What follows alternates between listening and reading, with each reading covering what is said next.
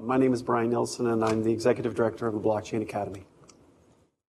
Dave Carter, and I work in the Office of CTO for Encore Technology Group. Good morning. My name is Harold Hughes. I'm the CEO of a company called Bandwagon here in the upstate. We are using blockchain, specifically Hyperledger Fabric, in the fan identity and ticket authenticity space. I'm a 2008 Clemson grad, economics, political science, and then Clemson MBA of 2014. Good morning, I'm Marcin Ziółkowski. I work for BMW Group. Thank you very much for inviting us here.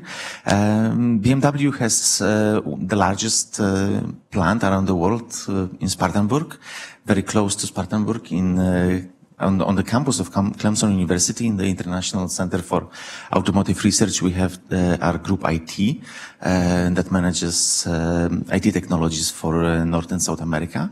Part of that is a tech office, which is responsible for bringing innovative solutions to BMW Group in general, not only manufacturing, financial services, the whole group. And that's where I'm a researcher. We're responsible for cooperating with universities and bringing research results to our group, identifying what is the new trend in the technologies and finding out, is it the right time for us to evaluate it or not, and help solve any problem technology-wise within the group. Thank you. Hi, I'm Jason Cross. I'm Chief Strategy Officer for Remedy. We're a life science and healthcare data company that's utilizing blockchain-enabled tools to streamline regulatory compliance, supply chain traceability, real-world evidence capture in several countries right now. So excited to be here. My name is Michael Bolick. I'm the co-founder and managing director for Trace Blockchain. So we started off as a mining company, and we've expanded into blockchain application development. We have two of my partners here on the front row. Hey, good to see you guys. Okay, so the concept here is, I think, one of understanding use cases and trying to understand how the shift is occurring across the number of industries. I think it's really interesting to see the complexity or diversity of companies that are employing blockchain here. And we do the mining, but you guys are the ones that we're facilitating. I think it might be interesting just to maybe give a thumbnail sketch, and we've got about 40 minutes, I think, overall, to touch base on the concepts and then see how they interweave. So maybe, Harold, if you could start, just kind of give us a sense for, I don't think you were on blockchain initially. I think you might have shifted into it, and maybe give a couple minutes here. Yeah, sure. How did that happen? So I'm joined here by Hampton Smith, one of our team members right there, sharp in the whole pink or red shirt there. Hampton is a PhD from Clemson University, spent time at Google, early Bitcoin enthusiast, and was really fortunate to have a person like that here in Greenville. So please don't bid up and make me have to try and pay more to keep him. We're really excited to have him on our team. But when I started Bandwagon coming out of my MBA in 2014, I'm a big sports fan. There may be sports fans in the room, maybe artists, festival fans, and goers. One of the things we really thought about was the live event. Growing up, I always felt there were times where we didn't necessarily have the resources, my family, to compete and be on the same level as the peers in the classroom. But on the sports environment, and soccer field, basketball court, we were all even. We were all level playing ground. And I loved that. Flash forward to being a sports fan, I saw the same thing. When you were in the fan, sitting in the seats, you'd see a PhD hugging and high-fiving a high school dropout. So everything was able to be connected through that fanhood and that live event. But as the adoption of the secondary ticket market, StubHub, Vivid Seats, SeatGeek, we started to see that there were less home sections in a stadium. They were more like checkerboards. So you'd have, different fans rooting in different interests sitting right next to each other. And that created some animosity. And that also, made the experience lessened. So in 2014, Bandwagon actually started as a ticket company to help fans protect home field advantage. Very simply, I want to be able to sell a ticket. I want to make as much money as possible, but I also want to be able to kind of say I wanted to be a fan of my team.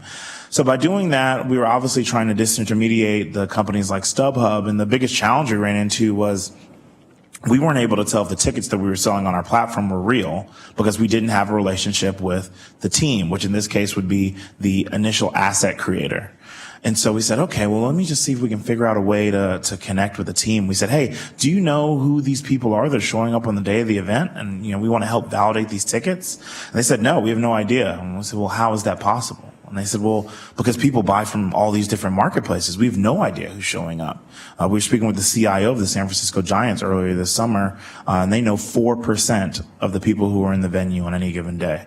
So you can imagine from a sales standpoint or a marketing standpoint, that's a challenge. But just think about just general public safety and some of the issues we've seen globally as well as here domestically. So we understood at that point that there might be an opportunity for us to pivot from being a B2C fan-facing ticket marketplace to looking at creating a B2B solution, software as a service, delivering to teams, to festivals, to artists, these asset creators, a ledger type solution that allowed them to, number one, increase their distribution channels. Now say, I'm going to bless these 10 or 20 ticket companies that sell our digital assets, but at the same time, in return, get visibility information on who's actually showing up on the day of the event. The other side of that coin is how do we satisfy the ticket customer? And their biggest thing is they want to be able to make sure that the tickets that they're transacting are genuine and authentic. More than $2.3 billion is lost in fraudulent tickets annually. AARP quoted around 5 million people each year spend money on fake tickets. And so that's something we're trying to solve with the blockchain. And so from an application standpoint, that's really how we pivoted, saying, our main point was we wanted to deliver a solution that helped fans connect in real time in live events. But then as we started to explore it, as you're saying in the panel, it wasn't the big problem saying blockchain was going to help solve everything, but it did help us solve the authenticity piece, the validity of tickets being transacted and who's actually in the venue. Thank you. And now for something completely different, Jason. Maybe you could give us a sense of how you've been implemented. Sure. So Remedy operates in life sciences and healthcare. And these are sectors that are historically very siloed in terms of business operations and insights and information. And if you think about the value chain, it's usually a series of zero-sum negotiations between parties. And so we saw that the trust enhancement and the transaction cost reduction elements of blockchain could really help revolutionize healthcare and life science value chains so that companies do better by ultimately delivering greater value for patients. And so, on a practical level, what does this mean? Take standards compliance, both for regulators and customers of a manufacturer supply chain. The standard processes involve very expensive audits, clumsy problem identification, really inefficient recalls, and so forth. So we're finding that by linking data capture tools that would help automate regulatory compliance inside a factory or in a distribution system onto blockchain, then regulators can have greater trust in the data that is being reported to them. Audits can be hybrid, virtual, and on-site. They can be cheaper, faster. Recalls can be more streamlined, targeted. And the supply chain traceability allows, especially in emerging markets, greater control against counterfeit medicines, which kill hundreds of thousands of people a year. The greater regulatory trust that regulators can have for medicines manufactured in places that maybe historically don't have a great track record, also allows for increased competition. So we're blockchaining manufacturing and distribution, some companies that are making medicines in Mongolia, for example, and then they're going to be able to export to more countries. That greater competition allows for more affordable pricing for patients and health systems. And actually, we're in market in several countries. We have a variety of U.S. clients, but in Mongolia actually is the country where we're furthest along in leveraging the blockchain trust element to connect across silos, across parties that usually don't share information, don't coordinate activities. So we're blockchaining right now the National Hepatitis C Elimination Program. This is a country where 8.5% of the country has Hep C. And they're on track to be the first to eliminate it in the world now by 2020, 2021. And so they're screening and then a rapid diagnostic in the field, and if positive, you get a viral load test, and then you get the treatment, and then you confirm that you're cured, and then that whole chain that links across several different device and medicine companies and distributors and clinics and hospitals and healthcare workers gets attached to electronic health records. And now what we're finding is the benefits that I mentioned a minute ago are just the first order benefits, because all of that data capture enables all these parties to get additional value from it. So the health system now has a bird's eye view on what's working in terms of reaching patients in some parts of the country versus others, because a rapid diagnostic test we have the health worker with their smartphone take a JPEG image, and then that gets hashed and written down to the chain. If we see anomalies, we can audit the chain later and disentangle what was health worker error, which requires a training solution, versus product error when you work with the manufacturer. Manufacturers are stoked because they're thinking, ooh, I could use this data to complement clinical trial data that can now be done cheaper, faster, more streamlined to get into more markets at a fraction of the cost. Health system payers are excited because this allows them independent data points for product quality assessment. Usually you rely on what the manufacturer tells you.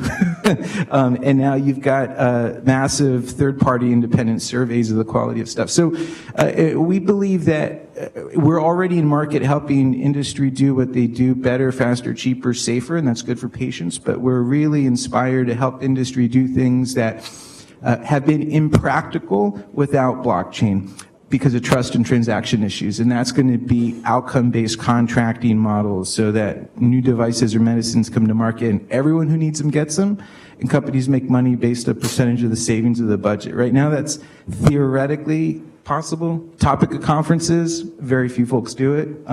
So trust can really revolutionize access to quality healthcare worldwide, and we're trying to drive that. That's great. So I used to run a genetic testing laboratory. I was just thinking, so many times the samples would come in, and the doctor's like hammering on you, I want a result, I want a result. But the paperwork says they've got insurance, but do they really? And is the insurance company actually going to pay for it? Imagine taking blockchain into that arena. That would take so much friction out of that system. There's all the regulatory hurdles that will have to be dealt with, but I think that's going to be implemented. So intriguing to see the healthcare applications. Morrison, I think having BMW sitting here, especially being the big brother in the community and having seen growth and amazing innovation, it's exciting to me to see that you guys are adopting this, but to think it's happening right here instead of maybe over in Germany. Maybe you can speak to how did this come here and what are you guys doing? Automated networks certainly make sense with driverless cars, but is that it? Is that where you're going? So there is a number of use cases potentially we may employ blockchain technologies in. At the end of the day, we start thinking about blockchain as the distributed database. And does it make sense in one application to use blockchain or use any other solution that will may perform better for the time being? We have published several proof of concepts for BMW internal applications, but for the moment we have invested in blockchain technologies in financial services. We have two use cases that are being rolled out while we speak. One of them happens in the United States. Another one is piloted in Singapore right now. The first one that's more mature started about 2 years ago with BMW announcement for startups to cooperate. That innovation competition was held in London. There was a company that approached us with interesting blockchain use case for sharing information or verifying information about the history of the car. If you look at a big company like BMW, you mainly think that, okay, we produce cars and then we don't own them after a while. So after the car goes to dealership, we pretty much lose the control. That's nothing further from the truth for United States. Lease contracts are very large fraction of our total business. So about 30% of cars that are sold are BMWs that are used within the US for the first 3 years are still owned by BMW. They're on the lease contracts, so we still are an owner of this vehicle, and we need to make sure that everything that the next customer will have the full information of how this car is used, know the full history of every single change to this car, how this car was driven.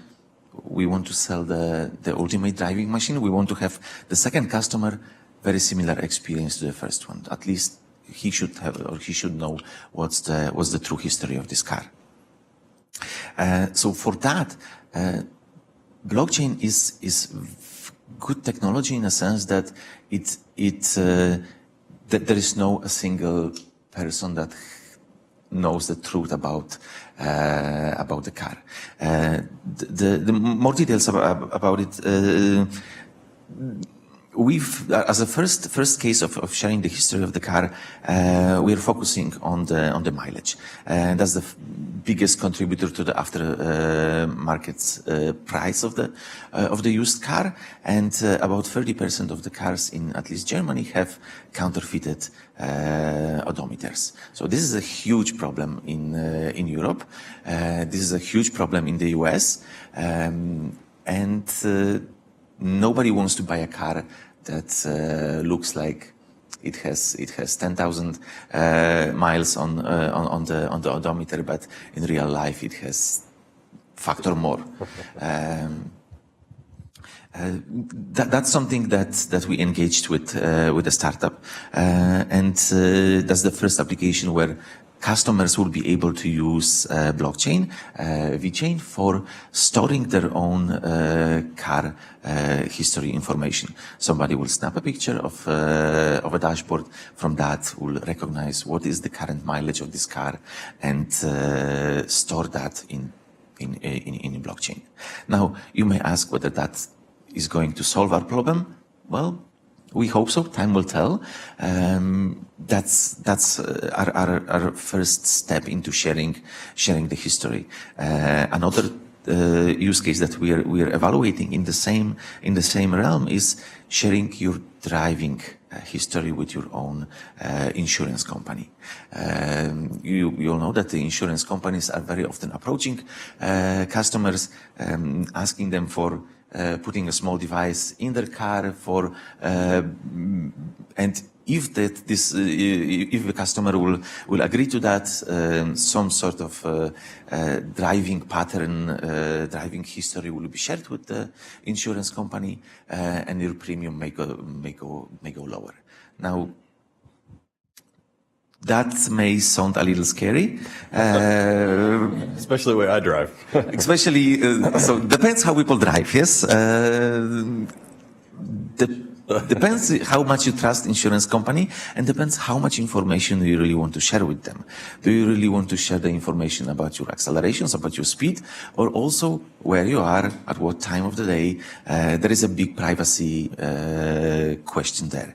So that may be also solved with blockchain technology, where the customer will be really deciding what part of information about their driving history they want to share with the insurance company, or any other party. Let's say a next person that will be driving this car. So that is one direction where we're going with blockchain. This is something we're working on and rolling it out. The second use case that we started in the US is looking at again at financial services and looking at the lease process. BMW Bank within the US is sponsoring all the lease contracts, is providing funds for that. And we operate for the moment like traditional bank There is a lot of paperwork involved. There is a number of maybe unnecessary information shared between the customer and the bank while they want to take the lease. So that's what we want to solve, using putting a customer in charge of what they want to share with us. They don't necessarily need to share absolutely everything about their life for us to decide whether they're eligible for driving a car. We want to be able to say, will they be paying for this car? So that's something that is again in the same concept of putting a customer in charge of how they will share information. This time is the information with us, not the other way around. So those are the projects we are working on currently. Of course, there is a number of projects we're not really openly talking about rolling out yet. Take into account that our development cycle for a car is from 8 to 10 years. So for the moment, we are working on cars that will be available in a decade from now.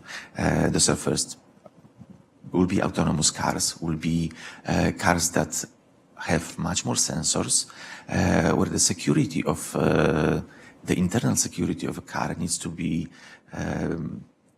redesigned.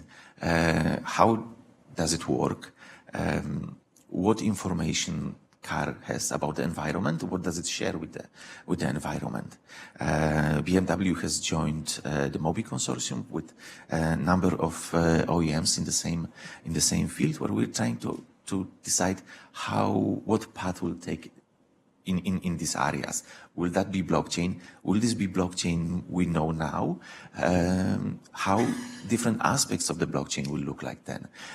Will we use the same consensus mechanism? What will be the proof of work? That's what we are talking about for very low level aspects of blockchain in 10 years from now, in our products that we'll have 10 years from now. That's really intriguing. The concepts of driverless cars now, just looking at the lines on the road, is basic, very, very basic. But when the cars are talking to each other and to the infrastructure, and it's all trustless, immutable, I think then I have confidence I can take my hands off the wheel. That's right. Right Now the line's missing. That's a little scary. Correct. So number of not only BMW but number of OEMs have announced when they will be able to deploy autonomous cars. For us, it's 2021, at least with the level 3 autonomy. So yes, hands off the car. You can not pay attention to the road until there is a problem, that again sounds a little scary. How the car will interact with the environment and will interact with other autonomous cars that are on the road. Will it only change lane, or will it communicate with cars around it for it to make room so the car can go faster? Will it be able to pay the cars around to make room? So we can get faster where we need that, avoiding traffic. How we will pay for the roads, how we will pay for infrastructure around the car, and at the end of the day, will we be safe in the car? Will every single sensor in the car be secure? For the moment, the cars are more computers than mechanical machines. That will change even more 3-4 years from now. So the security of the internal communication between different sensors will be much more important. Thank you very much. David, speaking of security, the idea of immutable records and identity control, and just maybe you can give us a sense of what you guys are doing. Sure. So I want to ask a question to the audience here, and anybody can just throw out an answer. How many usernames and passwords do you have to remember? Too many, right? How many? Easy, that's exactly right. So the average United States citizen has to remember about 120 today. And that doubles every 5 years, according to some, it's pretty, that's right. So let me give you some hope. The era of remembering usernames and passwords is coming to a close. It really is. So our journey to blockchain really centers around a conversation that we had with Microsoft in 2002. So in 2002, Microsoft's sort of quote-unquote cloud ecosystem didn't really exist. They had something called Live at EDU and then a couple of other services out there that they could provide. But one of the things that the Bill and Melinda Gates Foundation was really pushing very strongly back then was putting devices in kids' hands, in students' hands, young students. Well, it's well and good to put a machine in front of a child, but how does that child access all of their digital resources? And how does that child access Microsoft services, right? Because this is a Bill and Melinda Gates service, right? Well, Microsoft came to us and said, can you help us make it easier for kids to access digital resources? And so that's how Onboard, our identity access management platform, was born. And when they hired us to do this, at the time, the only thing they asked us to do was to make it so that students would only have to remember one username and password for Microsoft services. But they didn't tell us we couldn't develop it for everybody. And we did. And so our platform is now in use by just over 5 million users throughout the United States. And it's not just education that we serve. It's a whole lot of industries and platforms. And typically we work with large institutions. Well, one of the challenges with these large institutions, if you can imagine in your own place of business or even in your own home, think about the number of different services where your personal information exists, and the trust that you have to put in those institutions in order for that information to live there. Well, one of the things that's been federally true now and has been established by the Supreme Court is that institutions like Clemson, like the school district in your local community, they are responsible for all of the personally identifiable information no matter where it lives. So whether it lives on Clemson's campus or with Clemson's partners like Blackboard or whomever the case might be, Clemson is responsible for that personally identifiable information no matter where it lives. Well, our journey towards blockchain really centers on two fronts. Front number one is the idea that ultimately we want to know that we can trust that the user who is attempting to access this resource is the correct person, and more importantly, that they are authorized to access that particular asset or resource or whatever the case might be. Well, it's easy to do that these days because identity access management systems have been around for a good 70 or so years. You would think that's not really the case, but since the beginning of computing, folks have tried to verify that people are who they say they are. It's been around since the very beginning. Well, in our world, the world has shifted significantly, and not just towards identities, but also entity access management. So think about the number of devices that you have in your house, right, that are connected to the internet. So we call those entities. And so the focus of blockchain for us has been on building an entity access management platform that connects identities, humans that interact with entities, but then ultimately these entities themselves that interact with each other. And so our solution to this has really had to be blockchain because no other system that we could find or discover could solve the problem of verifying with absolute immutable trust that the person who's accessing this resource is who they say they are, and they should be able to access that information. So that's sort of step one. Step two for us is something that we can't do by ourselves. It's something that we have to advocate in the industry for. So one of the things, we sort of touched on that personally identifiable information topic. Well, in our space, we believe that blockchain can be a solution to both provide access to personally identifiable information, but also revoke access through smart contracts to personally identifiable information. So if you can imagine for a moment, you're putting your data inside of Facebook. Well, what if there was a mechanism by which you could provide access to that information, but also revoke access to that information because it's always yours? You're the person. So those are the types of things that we're looking towards in the industry, particularly with our identity access management platform. We've already implemented blockchain technologies for authentication purposes and federation services. So when you're working at Clemson, you click on a resource, our platform is designed to manage all of the authentication steps between you, Clemson, the entity, but also that secondary service, whether it's Blackboard or some other system that you're trying to access.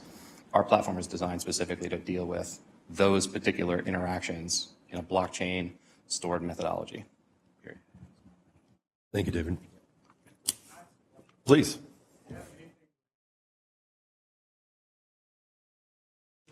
You mean like through like EOS or platforms like that, or like what do you? Like overall, if I have companies. KYC?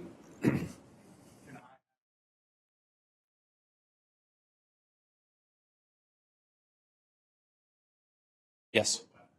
You got it. You got it. Yeah. So it's actually called onboard engaged. It's pretty simple. And the answer to that question is yes, we do. So we do have mechanisms to validate vendors that interact with our platform and then be able to interact and exchange information. Yes.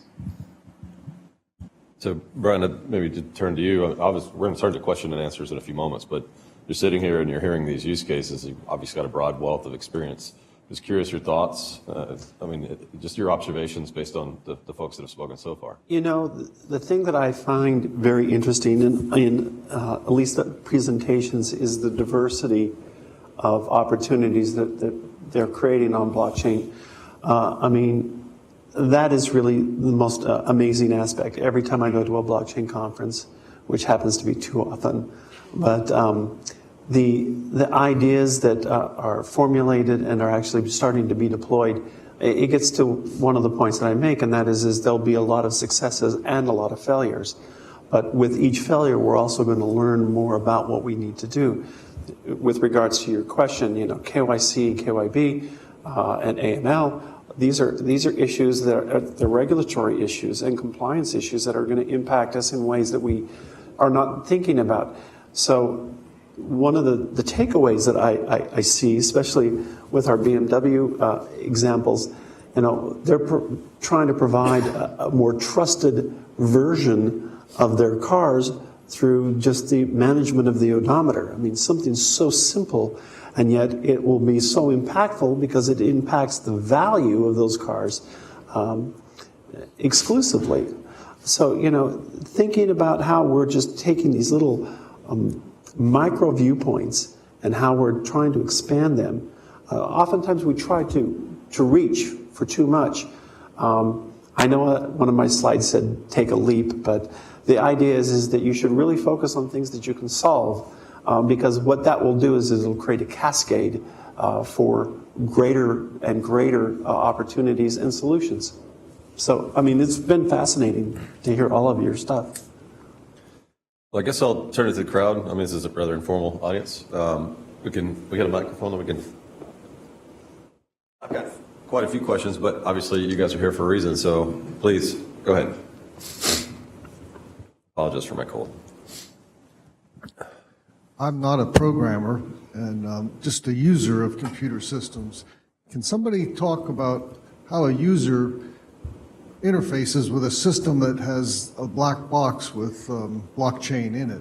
Is this something that's going to be readily adaptable by large numbers of users within organizations, or do you all have to learn new languages and new ways to deal with the computer? So I'll take the first crack at that. As we're building out a blockchain solution that's focused in the permissions space and it's B2B, the user experience is seamless. Your behavior, your use case, whatever you do on any platform via ticketing won't change. And I think that that's really when you find the truest and best value for a blockchain solution. Some of the panelists may disagree with that, but I think that at the core, one of the things that I've been to too many of these conferences where someone's saying, well, I'm doing blockchain for X. And we're putting fruit on the blockchain, and some of these things where it's like, okay, well, let's take a step back. Do you really need blockchain? The second thing is really understanding blockchain is not the solution itself. Blockchain is a means in which you are able to deliver your solution. And so, for example, in the ticketing space with us, if you want to go see, a show at the Peace Center or a game at Clemson Stadium, nothing would be impacted for anyone in this room by us being working with Clemson or the Peace Center. So that's really how we look at it from a B2B standpoint. The user adoption needs to really be on the B2B side for us, and for you all, the regular fan, you won't see any change in your behavior. Well, you made it a lot easier, right? Because he could have his tickets on his wallet and transfer them to anybody. Doesn't affect positive way. It's not something.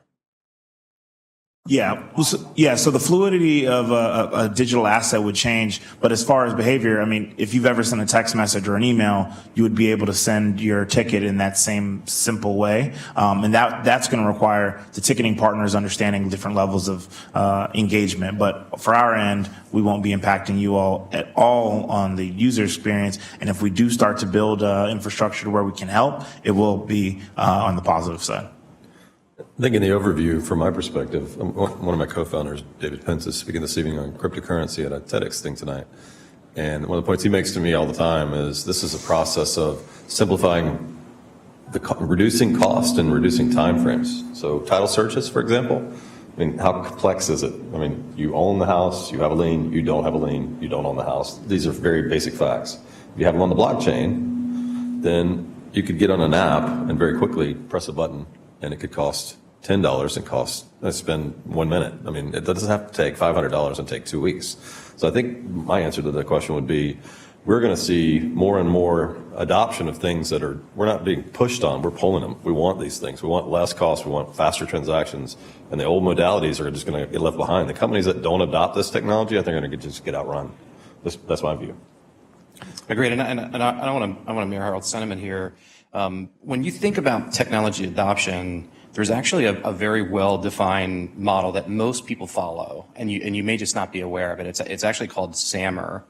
So it stands for something. It stands for substitution, right? So when you change from a blackboard to a smartboard or an electronic whiteboard, or whatever the case is, when you install that thing, the first thing that you do is the same thing you did yesterday with a blackboard, right? You don't do anything particularly different necessarily. So that's like your substitution layer. That's S in SAMR, right? But then as you move up the layers towards true transformation, you start to augment what you were doing before. Maybe you start throwing up some graphics on the whiteboard or whatever the case might be. And then when you start moving into the M, the modification side, you actually start doing meaningfully different things with that technology service, right? And it's only at the very end that you really reach redefinition. And so, my perception of blockchain as it stands now is that we're still in that substitution and augmentation phase. We haven't yet pushed towards modification and redefinition. And so when I think about what am I as a user going to have to do differently, in many cases, it's going to be nothing. Exactly. Period. That would be the ultimate translation. Yeah. That's the way it should work. I mean, just as a thought, it should be transparent to you completely. Blockchain is an infrastructure technology. It's not an end user technology. So your UI, your UX, and all the ways that you engage with things should be exactly identical. It's all of a sudden they're going to be faster, cheaper, and more efficient. And you just won't even realize that all of a sudden you have these new advantages. Orson? I would say that the first slide that Brian showed, saying that what is blockchain, to the end user, it should be the key point we will all take out from this presentation. For some reason, blockchain has been made seem like a magical thing that everybody needs to use, and they will be interacting with blockchain, not with application. They will be interacting with database directly, not with a mobile app. But if you think about blockchain as a different technology that replaces distributed database, that has some features in addition to being a database, that can be used as a backend for any application. At the end of the day, we'll be using a smartphone or any other interface, interacting through that interface with any database, whether that will be cloud, whether that will be blockchain, whether there will be any other type of storing information will come up in the future. It's only the backend. So I don't think we should really think about blockchain as something we'll be interacting with directly. I think I'm going to push on the transformational, radical transformational dimensions of it just for a second too. Yes, 10 years from now, if you go to a blockchain business event, it's going to be back-end infrastructure companies, right? Just like, an internet company in 1995 was companies using the internet to do new things. By 2005, it was infrastructure companies, right? If you're a company, you're using the internet today, right? So I think blockchain is going to be in our lives as this, background technology that's enabling AI and IoT and other emerging technologies to do more things for us because they'll be more secure and more selective in data access and so forth. I think we can also think back to the internet revolution. I think most of how users are going to experience the revolutionary implications of blockchain is going to be through business model innovation, right? So, and again, most users are just not going to be thinking about, oh, blockchain is behind this, but it's, we've, Bryant, touched upon some cases where the centralized or decentralized intermediaries that capture a lot of rents in current business solutions may not be necessary down the road, because you might have more distributed business models. I'm really excited in the ability to have business models that leverage future value creation to capitalize upfront costs of solving problems. So here's where what this means practically is in the next 5 years, I think some of the most transformational business implications of blockchain are going to actually be overlap with what we tend to think of as like the social impact space. Right? A lot of social impact challenges are the result of market failures related to trust or high transaction costs. And those entities or people with enough money to foresee value down the road and then front a higher cost up front or get financing or whatever, it's not, the market's not failing them, right? And so I think, whether it's in healthcare, everyone being able to get medicines that they need and then getting paid down the road as savings are incurred, or, genomic innovations in agriculture, similarly enabling small farmers everywhere to have the same access to inputs, not just the wealthy landowners, or in all sorts of hardware innovation, for example. Right now, you have to have the right startup founders and credit, et cetera, to get the capital to be able to play in the hardware space. And I think we're going to see innovations that make hardware innovation more inclusive. The way that software is very low barrier to entry enabled teenagers to compete with Microsoft, right? So I'm really excited about the business model implications. I think they're going to better align business value with social impact at the same time, and that's what I get stoked about. Thank you. Another question. The microphone's coming.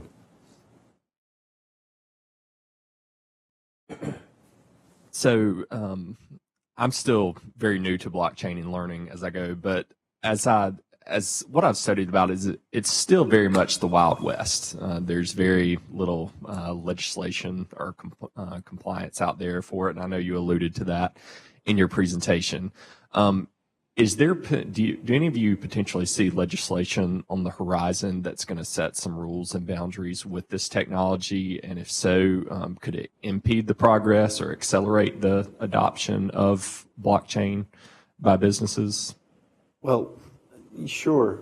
The issue of the regulatory environment is really going to define how fast it's occurring. We were having a discussion beforehand, I don't remember with who, it wasn't panelists, where we were talking about one of the blockchain companies, Block One, and where they're located.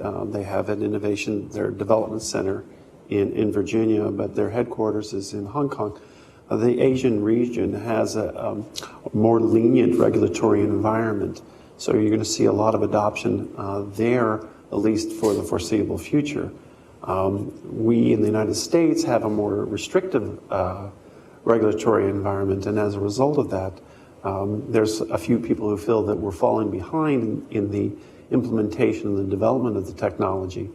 To me, all the business models aside, those are all the exciting aspects of it, but there's this wet blanket that is the regulatory environment, and we don't know exactly where that's happening. There's, Clemson is going to actually be able to offer you one of our classes on the blockchain regulatory environment, so you can actually sign up for that starting in February.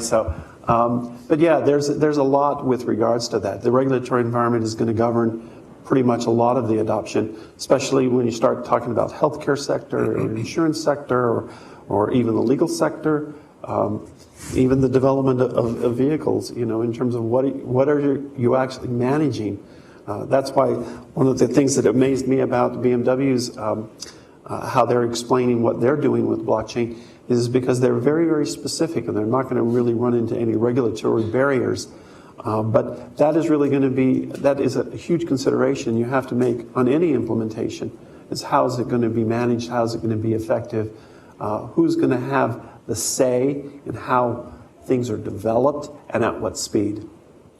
One of the things that I think about in that is it really comes down when you look at legislation simply to the access of information, the management and storage of information, and the ability to transfer and distribute information. And I think as you start to see things like that come out, especially with like GDPR in the European Union, that's a unique case in how it's going to be impactful. And so if you think about blockchain, and we talked about how things are always going to be a ledger that records the previous thing, and then you factor in what GDPR is doing, saying that I should be able to completely erase everything about myself from Facebook if I wanted to. Well, how do you juxtapose those two things where you factor in blockchain, which is something that's going to exist, and then my own public record that I should be able to take and move wherever? So I think when you look at the legislation aspects of it, it's going to be an interesting thing when you think about those three things, management and storage of information, ownership and access to information, and then the fluidity and transferability of that asset. And I would also mention, you guys have heard of ICOs, initial coin offerings? I mean, as an entrepreneur that's raised money serially, you do a PPM, you go to accredited folks, and then now this whole concept of an ICO comes out, and it's just speaking of the Wild West, there's a lot of folks that just run, across all the barriers, ignore anything that's been precedent as far as raising money goes, and just raise a crap ton of money and don't even have a viable product yet. And I believe that there's going to be some examples set by the SEC. There already have been a few, but I think it's coming, and the concern from my perspective is people mix up the concept of an ICO type blockchain company who's offering a future service and raising money on some coin, some token, versus other folks that are developing an application and they're raising money to grow this great business that's on top of the internet, which is on top of the blockchain. So I think that there's a measure of confusion, and when those stories come out and the SEC is hammering somebody and somebody goes to jail and you see them in the handcuffs, I think there'll be a chance that could muddy the environment a bit. I don't know if you guys have any thoughts on that. Yeah, I mean, one of the things you just brought up is how many firms who are going through ICOs actually have a minimum viable product or MVP. It's been estimated that only about 30%, so 70% don't have anything. It's just a concept. And that opportunity is actually, that window of opportunity closed at the beginning of this year. So you're not going to be able to do that. You can, though, do some limited ICO kind of arrangement where you can raise up to $1,070,000, which is the current regulatory limit here in the U.S. But if you want to raise more, you actually have to step away from all U.S. accredited investors, so they can't invest in you, at least at that point. And then there's a question with the SEC is when is it a security token and when does it become a utility token? So during the money raising phase, it's a security token, and once the money's raised, now it's a utility token. And so how do you actually manage that? So I guess the other aspect that I'd mentioned that maybe we could speak to is just the idea of taxes. Used to be you could switch between currencies. You mine something, and then you just switch between currencies, and just the stroke of a pen or the recent tax cuts changed all of that. So you have to be aware, as like any industry, when the government steps in, they could swiftly change the ground rules, and we all have to be on our toes in that regard. I don't know if any other thoughts?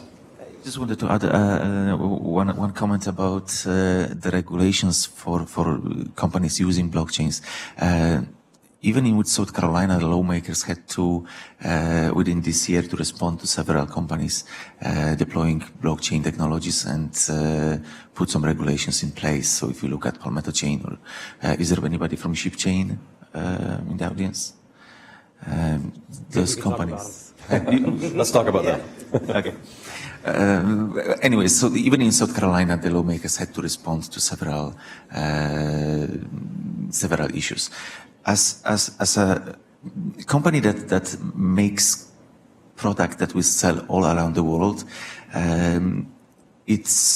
our product needs to be customizable with the security features to really obey the law for every single country. That's easier to be done for something that where the security features are hidden.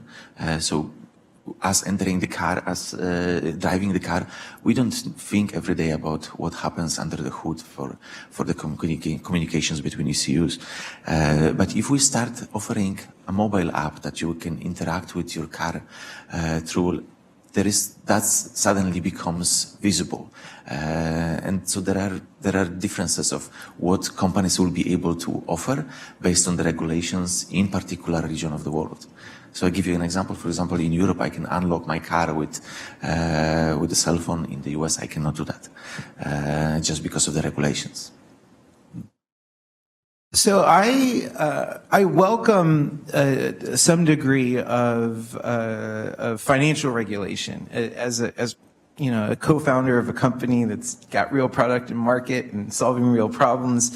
One of our biggest challenges has been competing with the noise out there, and you know, folks who've put what money they do have into websites and conference sponsorships, while we're out there, you know, literally in the middle of Asia, in the middle of the Gobi Desert, you know, solving health problems and building stuff. So, you know, at some degree of standard setting around capital raising processes, I think will help steer capital towards you know, real innovation. I think most of what you might be pointing towards with your question about blockchain and regulation is really going to vary by industry. And what worries me is because again, blockchain is just, you know, one element in a web of data technologies and that involve for some industries more privacy issues than others, for others data, housing, storage, management issues, for others it's primarily financial regulations that would apply. So there's a lot of private industry standard setting at the same time. That's a private regulation, right? In addition to government regulation. And I'm actually thankful that big enterprise is a bit slow in convening consortia to sort of set standards, because I worry about big enterprise setting industry standards prematurely without the participation of the startups that represent the next generation of innovations, and then those standards being actually more about protecting their current market positions than really solving problems. So in the healthcare and life science space, that's, you know, I'm really vigilant on that. And what we're doing is we're working with big enterprise, but we're also trying to mobilize the IEEE's got a blockchain health group that is trying to galvanize both startups and big enterprise and patient advocacy groups and other stakeholder groups to be involved in industry best practice standard setting, rather than just leave it up to the top 20 pharma, top 20 health insurers, et cetera, who, you know, history shows would tend to just protect their market positions in tech standards. Okay, out of respect for his time, I think we're at the end of this session. We thank the panel.